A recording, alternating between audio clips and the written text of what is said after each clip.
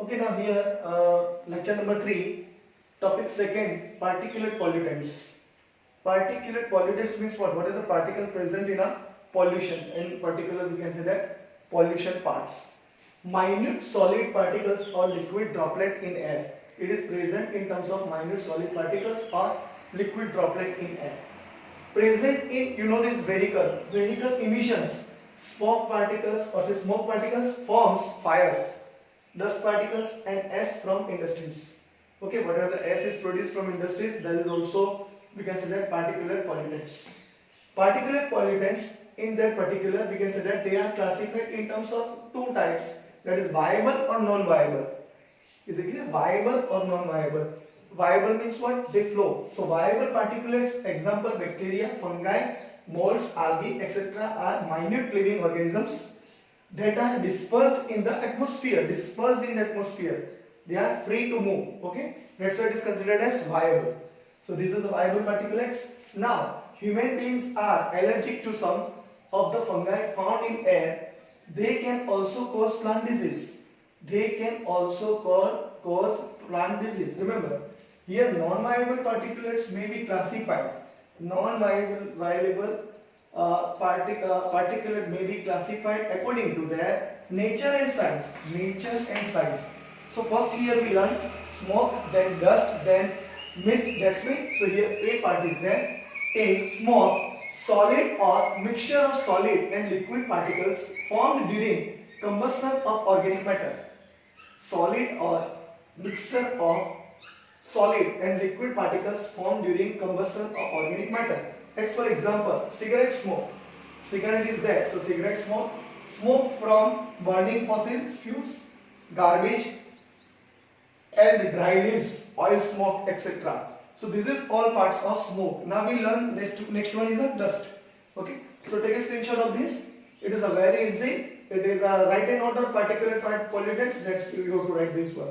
Okay. So take a screenshot. Okay. Now here B, dust, which is a composed of fine solid particles produced during crushing, grinding, and attribution of solid material sent from sandblasting. Sawdust from woodworkers. Woodworks. If woodworks is there, just showering and different things. So sawdust from woodworks. Pulverized coal, cement and fly ash from factories. Dust storms, etc. are some typical examples of this dust. Dust, you know that particular we can say that dust is present in a air. Okay, so this is a very simple topic. Now next one is a mist. C is a mist. So here it is produced by particles of spray liquids and by condensation of vapors in the air. Example is sulfuric acid mist and herbicides and insecticides that miss their targets and travel through air and form mist. Remember, this mist is produced according to this one. And D is this is very easy. Examples: H2SO4 mist and herbicides and insecticides, okay, that miss their targets and travel through air and form mist. D, fumes obtained by the condensation of vapors during sublimation, distillation, boiling, and several other chemical reactions. Here you know that certain organic solvents and different types of metals and non-metals, they are burning. Okay, at that time we can say that here it is written generally organic solvents, metals and metallic oxides form this type of we can say that fume particles. Okay, so this is all about here fumes, mist and dust. So take a screenshot of this, write it completely. Okay, now here these particular pollutants, the effect of particular pollutants are largely dependent on the particle size. Airborne particles such as dust, fumes, mist, etc. are dangerous for human health. This is a very easy topic. These particles bigger than 5 microns are likely to lodge in the nasal passages, whereas particles of about 1.0 microns are entered into the lungs very easily. Okay, that's why it's a very dangerous towards our lungs. In inhalation, suppose these particular pollutants are entered, at that time it is a effective, or so we can say that it is a very dangerous, because in the lungs you know that we take inhalation oxygen gas, you know this one, oxygen, okay, and that's why we can say that if this particular particulate pollutants enter, it is a very dangerous towards human beings, okay, or say it is a very dangerous towards our health. Here lead is used to be a major air pollutant. Remember, a major air pollutant is a lead emitted by vehicles. Leaded petrol, you know this one, leaded petrol, that means in particular lead is present, that type of petrol used to be the primary source of airborne lead emission in Indian cities, okay, this airborne lead emission in Indian cities. This problem has now been overcome by using unleaded petrol in most of the cities in India. So lead interferes with the development and maturation of red blood cells, RBC. It is affected towards RBC. This is a very also danger. Remember, lead used to be a major air pollutant. This is your MCQ. Emitted by vehicles. Where lead, source of lead is a, we can say that in the vehicles, because there is a lead petrol or say leaded petrol is present, and due to that in emission we can say that it is a present as a air pollutants. So take a screenshot of this, and just we move towards next topic, that is a smog, okay, and maybe a smog is there, so it is a very easy topic, and the classification. Take a screenshot. Okay, now here we write a note on a smog. Smog is nothing but smoke and fog. Smog is nothing but smoke and fog. SMO and this G. That's what is considered smog. So this is the most common example of air pollution that occurs in many cities throughout the world. This is a very important. Just you classify in a, we can say two ways. One is a classical smoke or reducing smoke. Another is a photochemical smoke or oxidizing smoke. See here, this classical smoke occurs in a cool, humid climate. Cool, humid climate. This mixture of, this is a classical smoke, is a mixture of smoke, fog and sulfur dioxide. Remember, sulfur dioxide. Chemically, it is a reducing mixture, and so it is also called reducing smoke. So this is about classical smoke. What is another name of classical smoke? It is a reducing smoke. Remember this one, it is asking your MCQ. So here photochemical smoke is occurs in a warm, dry and sunny climate. Okay, the main components of this results from the action of sunlight on unsaturated, those containing double bond, hydrocarbons and nitrogen oxides. So this high and which is produced from automobiles, and here it is also written automobiles, okay. So here it is written that automobiles and factories. Photochemical smoke has high concentration of oxidizing agent, and that's why it is considered as, or that's why it is known as oxidizing smoke. So this is all about smoke and the classification. Write a note on smoke. So this we have to write. You have to write first of all certain sentences, and then you have to classify according to classical smoke and photochemical smoke.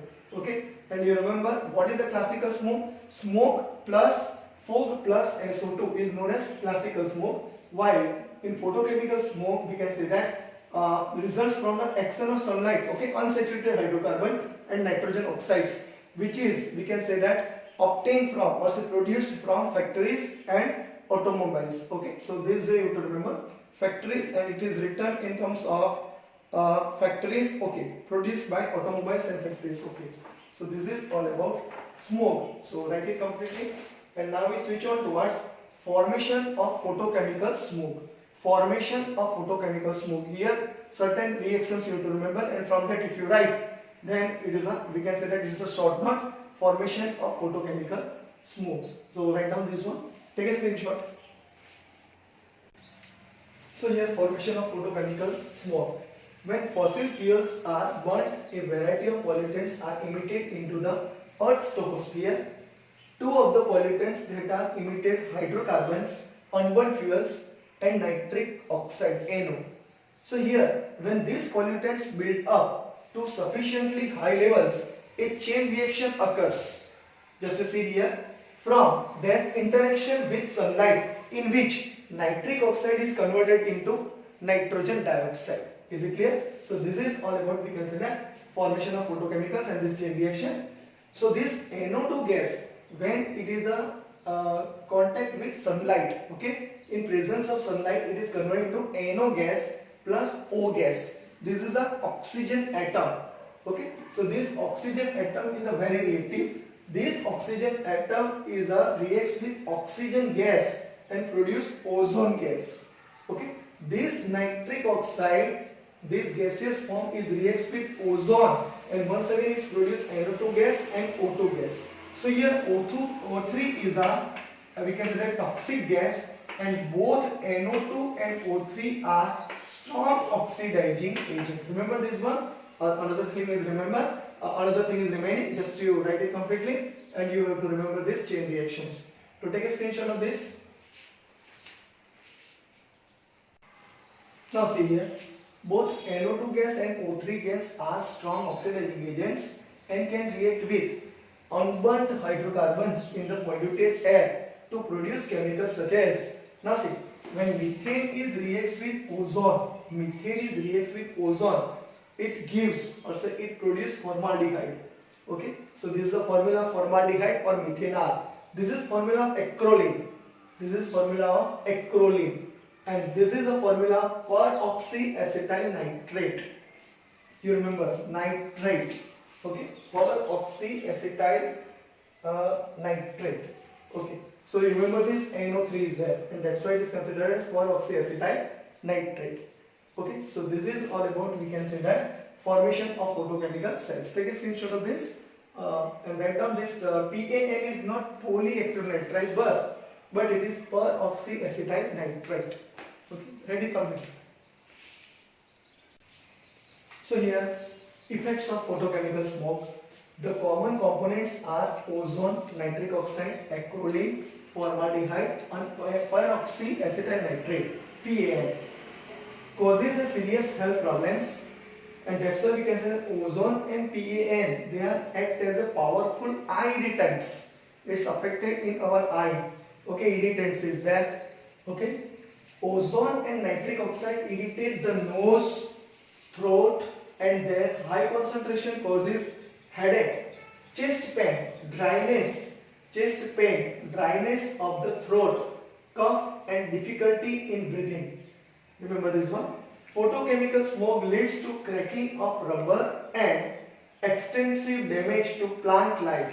It also causes corrosion of metals, stones, building materials, rubber, and painted surfaces. So this is a very, very dangerous. You know this one, and you write it completely. Take a screenshot.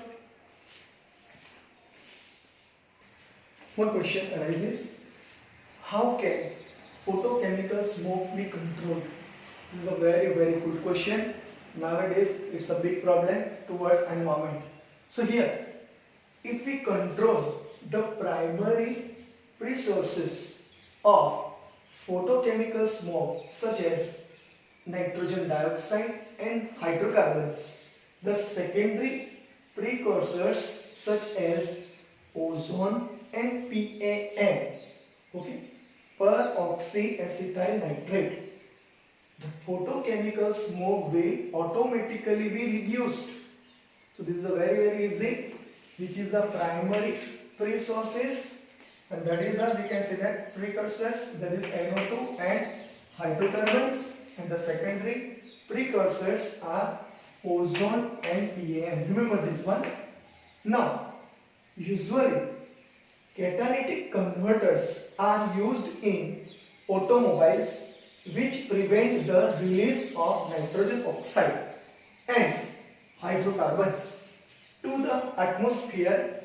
Certain plants, like for example Pinus, Juniperus, Quercus, Pyrus, and Vitis can, so this is a Pyrus, Vitis can metabolize nitrogen oxide, and therefore their plantation would help in this matter. Remember this particular example which is asked in your MCQ question. Okay, which particular plant just can be released say metabolize nitrogen oxide, and therefore we can say that plantation would help in this matter. Okay, so this is a very easy topic. Just you write it, and this is lecture number 3. Now here we finish. So here we discuss about particulate pollutants in terms of first, that is we can say that smoke, then dust, then mist, then fumes, then discuss about different types of here another parts just to see which is given in your textbook. According to that you have to prepare. So here you learn according to this, remember this one, smoke, dust, mist and fumes, and then we learn about how this particular photochemical or say particulate pollutants are affected, and then we discuss about smoke and their classification, and then formation of photochemical smoke. This is a very important question. Write a chain reaction. So this reaction is very important, and then which particular we can say that compound is responsible for this. So remember formaldehyde, acrolein and peroxyacetyl nitrate PAN, and then effects of photochemical smokes that we learn, and then we learn how can photochemical smoke can be controlled. So this type of we can say plant, if we plantation occur according to this Pinus, Juniperus, Carinus, Pyrus and Vitis can metabolize nitrogen oxide, and therefore their plantation would help in this matter. It's controlled photochemical smoke. So remember this one. It is a very easy topic. You have to remember for your different types of competitive exam. And what is another name that you have to remember in terms of we can say that smoke, and that is two types of smoke is there. One is a simple we can say that classical smoke, which is also known as reducing smoke, and another is known as photochemical smoke, which is also known as oxidizing smoke. So this is all about we can say that particulate pollutants. Now in another lecture just we discussed about very important stratospheric pollution, and that formation of breakdown of ozone or say ozone depletion layer. So that we have to learn later on in this particular chapter. So take a screenshot, write it down quickly.